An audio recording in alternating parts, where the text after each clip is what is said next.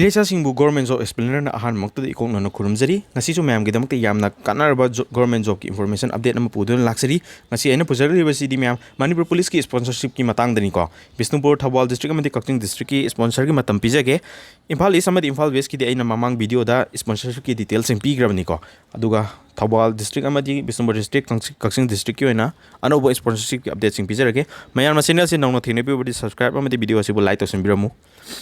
Bishnupur district in exchange sponsor to bogi matam asi 2nd 3rd 5th amadi 6th May oyeni go Manipur police department da kauriba vacancy da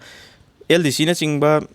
kauriba post vacancy mayam SI ASI zamadar havildar rifleman na chingba kauriba vacancy mayam sigi loina sponsorship to bogi matam je chamani ko 2nd 3rd 5th amadi 6th May numit mari ni khaktang pi ko aduga mayam Manipur police department gi sponsor to bogi matam asi Thoubal amadi Kakching district oina 2nd May dagi horaga 8 May hariba matam sigi manungda sponsor to hogadabni ko aduna exchange card ti compulsory ogani ko exchange card pairaba ichinlaw singna exchange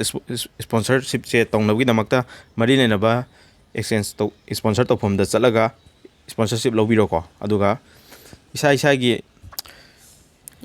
district ki superintendent of police ki office ta ki chalaga mayamna form lauraga apply tawgadabni ko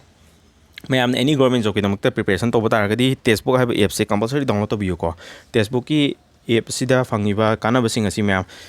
yearly pass pro lawba taragadi previous year question na chingba any thabak khudima ki loina sida fangani ko India manunga toriba central thabak sing loina fangani previous year question ju PDF oina download tawbu yagani aduga mock test ki through the chapter test madi sectional test na chingba loina kanaba fangani ko limited period ki sale ni 30 April da si ki offer si loire ko ngasi loiduni aduna mayam offer si loidringai da video si yengbibo oragadi textbook pass pro je laidribo oragadi mayam laisin biro textbook yearly pass pro lenim link so description da pijarage ko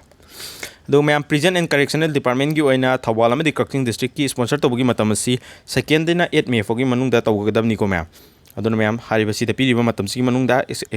sponsor se tobi horo ado mayam any government job ki damakta preparation tawba taragadi mayam maths se haba maths se mayam laithok na bi damakta in channel ama hangjabni ko free exam coaching manipuri hena hariba channel se da mayam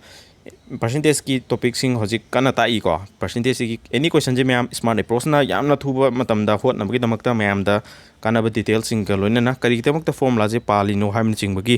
kari limitation na chingba any question piram da yam line hot bangam na bi damakta mayam da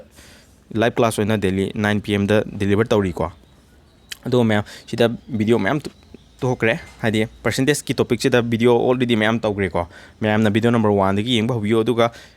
adi channel si bu kanaragadi mayam subscribe tawsin biramu mayam gi damakta thaba kamari lena ba job details singju lepalai tanai semjarake